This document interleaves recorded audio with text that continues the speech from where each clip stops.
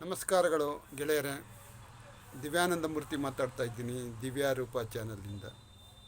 ನಮ್ಮ ಜೀವನದಲ್ಲಿ ನಮಗೆ ಯಾವಾಗಲೂ ಆಸೆಗಳಿರಬೇಕು. ಆಶಾವಾದ ಇದ್ರೇ ಜೀವನ ಚೆನ್ನಾಗಿರುತ್ತೆ. ಆದರೆ ನಮ್ಮ ಆಸೆಗಳು ಮಿತಿಯನ್ನು ಮೀರಿರಬಾರ್ದು.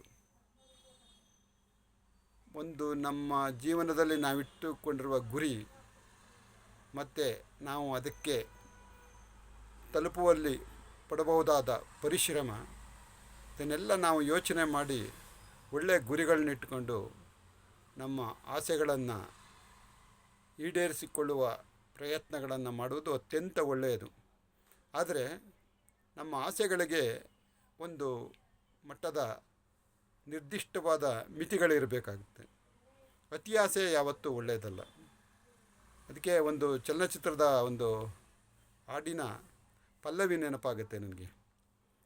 ಬಾನಿಗೊಂದು ಎಲ್ಲೆಯಲ್ಲಿದೆ, ನಿನ್ನ ಆಸೆಗೆಲ್ಲಿ ಕೊನೆ ಇದೆ, ಏಕೆ ಕನಸು ಕಾಣುವೆ, ನಿಧಾನಿಸು ನಿಧಾನಿಸು. ಎಷ್ಟು ಚೆನ್ನಾಗಿದೆ. ಆಸೆಗಳಿಗೆ ಎಲ್ಲೇ ಇರಲ್ಲವನು ಸರಿ. ಬಾನಿಗೆ ಹೆಂಗೆ ಎಲ್ಲೇ ಇರಲ್ವೋ ಹಾಗೆ ನಮ್ಮ ಆಸೆಗಳಿಗೆ ಎಲ್ಲೇ ಇರಲ್ಲ. ಅಂಥ ಆಸೆಗಳು ನಮ್ಮನ್ನು ಹತಾಶೆಯ ಹಂತಕ್ಕೆ ತಂದುಬಿಡ್ತವೆ. ಅದರಿಂದ ನಾವು ಆಸೆ ಪಡೋದು ತಪ್ಪಲ್ಲ. ನಮ್ಮ ಆಸೆಗಳಿಗೆ ತಕ್ಕನಾದ ಪರಿಶ್ರಮ, ಪ್ರಾಮಾಣಿಕ ದುಡಿಮೆ, ನಿರಂತರ ಪ್ರಯತ್ನಗಳಿಂದ ನಮಗೆ ಕೈಗೆಟುಕುವ ಆಸೆಗಳ ಗುರಿಗಳನ್ನು ನಾವು ಇಟ್ಕೋಬೇಕು. ಅಂಥ ಗುರಿಗಳನ್ನ ಇಟ್ಕೊಂಡು ನಾವು ನಮ್ಮ ಆಸೆಗಳನ್ನು ತಲುಪಿದಾಗ ಮತ್ತಷ್ಟು ಮುಂದೆ ಇನ್ನೂ ಸ್ವಲ್ಪ ನಮ್ಮ ಗುರಿಗಳನ್ನು ಹಿರಿದಾಗಿಸ್ಕೊಳ್ಬೋದು, ನಮ್ಮ ಆಸೆಗಳನ್ನು ದೊಡ್ಡದು ಮಾಡ್ಕೋಬೋದು. ನಾವೇನು ಮಾಡ್ತೀವಿ, ಒಂದೇ ಸರಿ ನಾವು ದೊಡ್ಡದಾದ ಆಸೆಗಳು ಇಟ್ಕೊಂಡ್ಬಿಡ್ತೀವಿ. ಅದಕ್ಕೆ ತಕ್ಕನಾದ ಪ್ರಯತ್ನಗಳೇ ಇರಲ್ಲ. ದೇವ್ರನ್ನ ನಂಬ್ತೀವಿ, ಇನ್ಯಾರನ್ನೋ ನಂಬ್ತೀವಿ. ನಮ್ಮ ಶ್ರಮದ ಕಡೆ ಗಮನ ಇರಲ್ಲ. ಇದರಿಂದ ನಮ್ಮ ಆಸೆಗಳು ಈಡೇರಲ್ಲ, ನಿರಾಶೆ ಆಗುತ್ತೆ. ನಾವು ಪ್ರಯತ್ನ ಪಟ್ಟರೆ ಆಗೋದೇ ಇಲ್ಲ ಅಂತ ನಾವು ಏನು ಮಾಡಿಬಿಡ್ತೀವಿ, ಹತಾಶೆ ಹಂತಕ್ಕೆ ತಲುಪ್ತೀವಿ. ಅದು ಬೇಡ. ನಮ್ಮ ಆಸೆಗಳು ಮಿತಿಯಲ್ಲಿರಲಿ, ನಿಖರವಾಗಿರಲಿ, ಪ್ರತಿನಿತ್ಯ ಅದರೆಡೆ ಸಾಗುವಂಥ ಪ್ರಯತ್ನ ಇರಲಿ.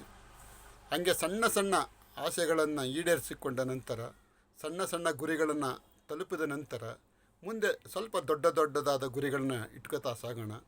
ಹೀಗೆ ಹಂತ ಹಂತವಾಗಿ ಜೀವನನ ರೂಢಿಸ್ಕೊಳ್ಳೋಣ. 1000 ಮೈಲುಗಳ ಪ್ರಯಾಣನೂ ಒಂದು ಹೆಜ್ಜೆಯಿಂದ ಪ್ರಾರಂಭ ಆಗೋದಲ್ವೇ. ಮೊದಲು ಒಂದು ಹೆಜ್ಜೆ ಇಡೋಣ, 2 ಹೆಜ್ಜೆ ಇಡೋಣ. ಹಿಂಗೆ ಮುಂದೆ ಸಾಗ್ತಾ ಅದು 1000 ಮೈಲುಗಳ ಪ್ರಯಾಣವೇ ಆಗ್ಬೋದು. ಇರುವೆ ನೋಡಿ, ಅದು ಮನಸ್ಸು ಮಾಡಿ ಏನು ಮಾಡುತ್ತೆ, ಸ್ವಲ್ಪ ಸಣ್ಣದಾಗಿ 1000 ಮೈಲುಗಳ ಪ್ರಯಾಣನೂ ಇರುವೆ ಮಾಡುತ್ತೆ. ಅಂಥ ಪ್ರಯತ್ನ ಒಳ್ಳೆಯದು. ಅದು ನೋಡಿದ್ರೆ ಇದೇನು ಒಂದು ಇರುವೆ ಇಷ್ಟು ದೂರ ಚಲಿಸುತ್ತಲ್ಲ ಅಂತ ಆಶ್ಚರ್ಯ ಆಗುತ್ತೆ ನಮಗೆ. ಹಂಗೆ ಮಾಡೋಣ.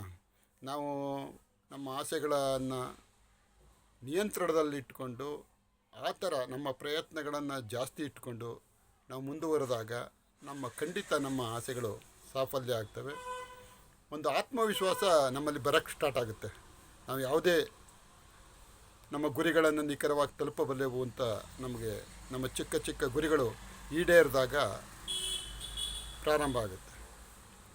ಸ್ಟೆಪ್ ಬೈ ಸ್ಟೆಪ್ ಹೋಗೋಣ, ಹಂತವಾಗಿ ಹೋಗೋಣ. ನಾವು ಒಂದೇ ಸರಿ ಲಿಫ್ಟಲ್ಲಿ ಹೋಗ್ತೀವಿ ಅನ್ನೋ ಪ್ರಯತ್ನ ಬೇಡ. ಅದು ಸರಿಯಾದ ಮಾರ್ಗನೂ ಅಲ್ಲ. ಹಂತವಾಗಿ ಬೆಳೆದು ಬಂದ ಜೀವನದಲ್ಲಿ ಗಟ್ಟಿತನ ಇರುತ್ತೆ ಗೆಳೆಯರೆ. ಆ ಪ್ರಯತ್ನಗಳನ್ನು ನೀವು ಮಾಡ್ತಾ ಇರೋಣ. ಜೀವನದಲ್ಲಿ ಸಣ್ಣದಾಗಿ ಹೆಜ್ಜೆ ಇಡ್ತಾ ನಿಖರವಾದ ಗುರಿಯೊಂದಿಗೆ ಹೋಗೋಣ. ನಿಮಗೆ ಆಮೆ ಮೊಲದ ಕತೆ ಗೊತ್ತಲ್ಲ. ಮೊಲ ಫಾಸ್ಟಾಗಿ ಓಡ್ತೀನಿ ಅಂತೇಳಿ ಗುರಿ ತಲುಪಲ್ಲ. ಆ ಕತೆ ನಿಮಗೆ ಜನಜನಿತ, ಅದನ್ನು ನಾನು ಮತ್ತೆ ಹೇಳೋ ಅವಶ್ಯಕತೆ ಇಲ್ಲ. ಆದರೆ ಒಂದೇ ನಿಖರವಾದ ಗುರಿಯನ್ನು ಹೊಂದಿದಂಥ ಆಮೆ ಸತತವಾಗಿ ನಿರಂತರವಾಗಿ ಚಲಿಸಿ ತನ್ನ ಗುರಿಯನ್ನು ಮುಟ್ಟುತ್ತೆ. ಅದರಿಂದ ನಮ್ಮ ಗುರಿಯೆಡೆಗಿನ ನಮ್ಮ ಪಯಣದಲ್ಲಿ ಏಕಾಗ್ರತೆ, ನಿಖರತೆ ಎಲ್ಲ ತುಂಬಿರಲಿ. ನಮ್ಮ ಸಣ್ಣದಾದ ಗುರಿಗಳು ಈಡೇರಿ ಮುಂದೆ ದೊಡ್ಡ ಗುರಿಗಳನ್ನು ಸಾಧಿಸೋಣ ಅಂತ ಹೇಳ್ತಾ ಈ ದಿನದ ಮಾತುಕತೆಯನ್ನು ಮುಗಿಸ್ತಾ ಇದ್ದೀನಿ. ಎಂದಿನಂತೆ ನಿಮ್ಮಲ್ಲಿ ಮನವಿ ಮಾಡ್ಕೋತಾ ಇದ್ದೀನಿ, ನಮ್ಮ ಚಾನಲ್ ಸಬ್ಸ್ಕ್ರೈಬ್ ಮಾಡಿಕೊಡಿ. ಮತ್ತು ಗೆಳೆಯರಿಗೆ ಹೇಳಿ ಇನ್ನೂ ಹೆಚ್ಚು ಸಬ್ಸ್ಕ್ರೈಬರ್ ಆಗುವಂತೆ ನೋಡ್ಕೊಳ್ಳಿ ಅಂತ ಹೇಳ್ತಾ ನನ್ನ ಮಾತುಕತೆಯನ್ನು ಮುಗಿಸ್ತಾ ಇದ್ದೀನಿ. ಮುಂದಿನ ಸಂಚಿಕೆಯಲ್ಲಿ ಒಂದು ಸುಂದರವಾದ ನೈಜ ಘಟನೆಯೊಂದಿಗೆ ನಿಮ್ಮ ಮುಂದೆ ಬರ್ತೀನಿ ಗೆಳೆಯರೇ.